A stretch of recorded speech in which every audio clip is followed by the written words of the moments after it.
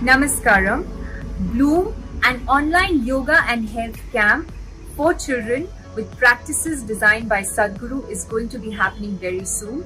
Here, children will be exposed to yogic practices, diet, lifestyle, nature, fun, and games. You will find all the details in the link in the description below. Every morning before we do our morning practices, we have neem and turmeric with tepid light honey water. Now Sadhguru says this has a lot of medicinal benefits and is very supportive for yogic sadhana.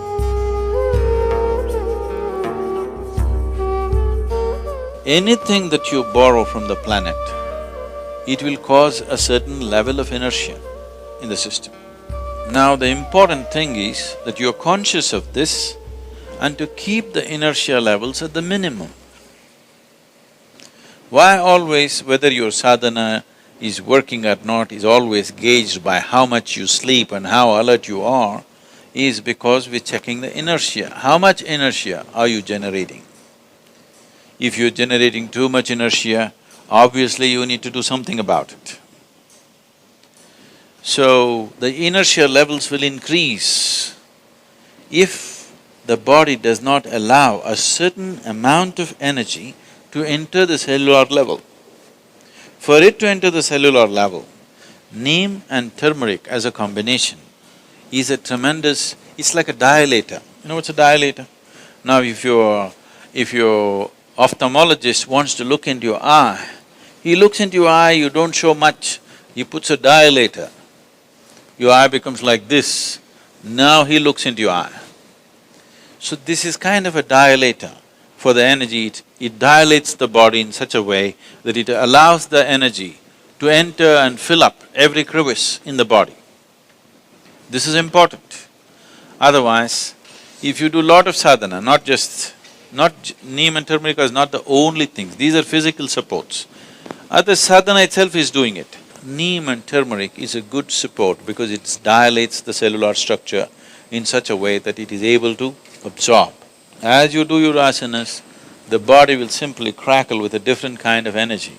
So, consumption of neem and turmeric with a mildly laced honey water acts as a wonderful way of cleansing the system, dilating the system, that when you do sadhana, one thing, it brings flexibility to the muscles.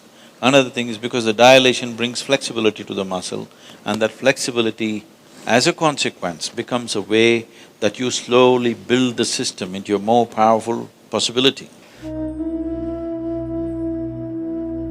The idea is, if you take this neem and turmeric combination early in the morning and drink something warm, it cleanses the stomach in a big way.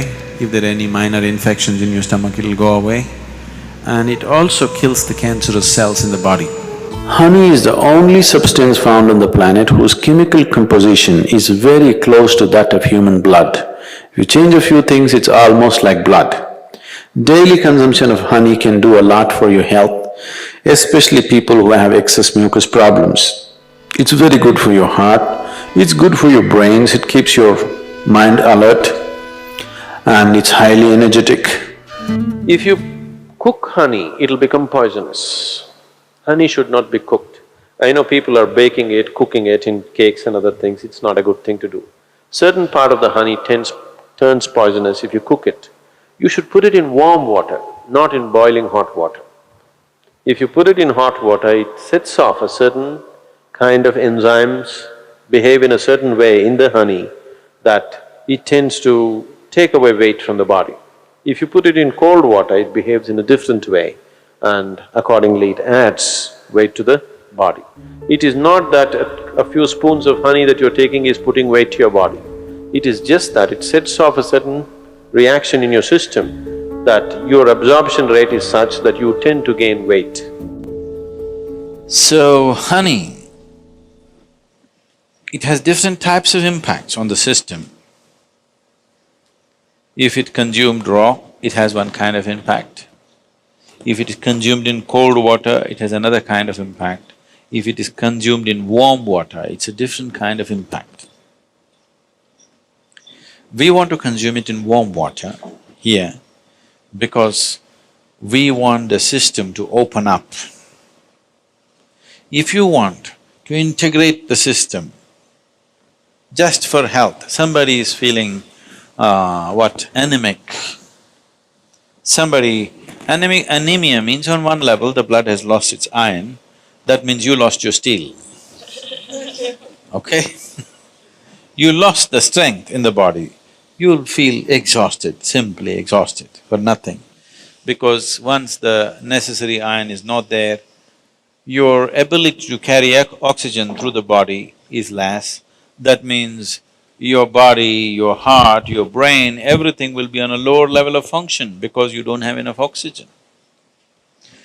So, to take care of this, one of the simple things is you consume a little bit of honey in warm water on a daily basis, and you will see slowly the RBC content will go up.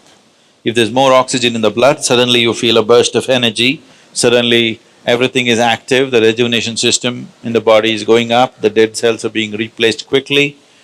The level of inertia that you feel in the body is much lower, the level of inertia that you feel in your mind is much lower. So consuming honey will bring a certain balance to the circulatory system, which is very, very essential for a yoga practitioner because you're pushing the body in certain ways. So keeping the blood chemistry in a certain balance, keeping the blood pure will definitely happen with a regular consumption of honey, and it's very necessary for someone who practices yoga. And turmeric also does similar things, it purifies the blood and it brings a certain translucence to your energies. Turmeric is one substance which not only works on the physiology, it also works on the energy system, and it is also true with honey that it also has impact on your energy system. Honey makes you more vibrant. Turmeric kind of calms you and keeps you easy. Morning you're having a little bit of honey, neem and turmeric. So consumption of neem and turmeric with a mildly laced honey water, it should be very mild. Mildly laced honey water together acts as a wonderful way of cleansing the system, dilating the system, that when you do sadhana, one thing, it brings flexibility to the muscles. Another thing is because the dilation brings flexibility to the muscle, and that flexibility, as a consequence, becomes a way that you slowly build the system into a more powerful possibility. If you want to bring a new level of flexibility, one thing is, lot of toxicity has to go from the system. If you just go on water diet or honey and water diet, which will keep you energetic enough, if you are not already bone thin, if you can afford to use a little bit of weight, if you put honey, you won't lose weight also. If you add enough honey or you take spoonfuls of honey, you won't lose weight. If you do this for 7-8 days, the amount of toxicity that you expel from the body is tremendous. If you do this, then you see suddenly you find your body is so much more flexible. Just experiment, don't believe all this. So, honey plays an important role. People who are doing yogic practice, it is good to consume honey. Horse gram is one among the lentils. It is the most protein-rich lentil found on the planet. It's very high-powered, so that's why race horses are fed with this gram, which is called as horse gram today. In the market, it's unfortunately called horse gram, it's called kollu in Tamil and huruli in other languages, ulu in Telugu. So, this is a very good thing. It's good to sprout it. If you sprout it, you digest this much more easily. You can keep it in a bowl in your room, get one white cloth, put it in that, soak it in the water for about 6 to 8 hours, then tie it in a cloth and keep it closed. In about 3 days it'll sprout. If it's sprouted, you can just eat it raw. If it's come out about half an inch out of the seed, you can eat it raw. It takes a lot of chewing and eating, you chew it and eat it. It's very good. Now, this will increase heat in the body. Today sun is up, and suppose today you drink kollu or eat kollu and you feel too much heat, then you must balance it by eating green gram. Sprouted green gram will cool the system. Consuming this horse gram will generate heat in the body. If you find it's causing excessive heat, how do you know excessive heat is? You will notice your eyeballs are hot. Or you want to go and pee, you want to pee, it's full but it won't come out, it hurts. That means there is excess heat. Such a thing happens, you just drink some ash gourd juice or eat some green gram or take some castor oil and apply it on, either inside the navel or the anahata, the vishuddhi, this place and these two spots behind the ears. If you apply instantly, within 5 minutes, the system will cool down, go to the bathroom, everything will happen without effort. There was a period of my life when I just lived on groundnut and banana, that's all. Because it has everything you need. Just soaked groundnut, one handful, this much of groundnut soaked overnight, one banana, my entire day would go. I'm perfectly active, more active than most people will ever imagine. It has everything to sustain you. It's a complete food by itself. If you soak it for over 6 to 8 hours, it takes away certain aspects which are called as pitta. You know what's pitta? Allopathic doctors don't look at it, but the Ayurveda is based on this, Ushna, Shita and Pitta. It takes away the pitta, and taking this soaked groundnut, chewing it well and eating. One thing is, it could be genetically modified. They are no more declaring which is modified, which is not. Another thing is, you're pumping in fertilizers and pesticides to such an extent, the groundnut is no more a groundnut. Just make sure it's a more organic thing. In the yogic culture, we classify foods into 3 categories: positive pranic food, negative pranic food and zero pranic food. Positive prana means it adds a certain pranic energy to the system when you consume. Negative prana takes away energy from the system. Zero neither adds nor takes away, it's eaten for taste and lethargy. So, if you eat positive pranic food, energy will reverberate in a dynamic way. Particularly, some of the things were very, very positive are the ash god. The ash god is very, very highly positive.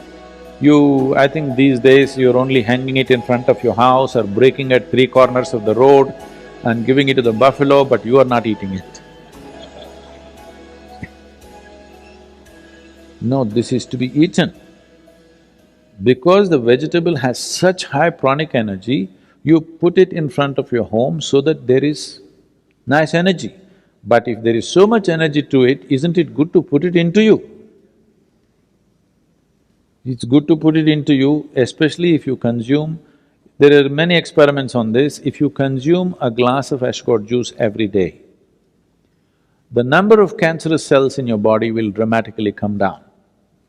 And you will see clearly the sharpness of your intellect will enhance itself. Especially children must drink ash gourd juice. Daily consumption of ash gourd, you will see distinctly your mind seems to be clearer and sharper. This will be noticeable within a few weeks of consumption of ash gourd. You will see, morning you drink coffee, it gives you energy with agitation. You drink a glass of ash gourd juice, it gives you enormous amount of energy. At the same time, it keeps you very, very calm. One should consume it as much as you can. But those of you who are asthmatic, who are susceptible to colds and coughs, such people, if you consume ash gourd juice, you may immediately have colds because it cools the system. So if such a problem is there, such people should always add a little bit of honey or pepper to ash gourd juice and consume it. This will neutralize the cooling effect of the ash gourd to some extent.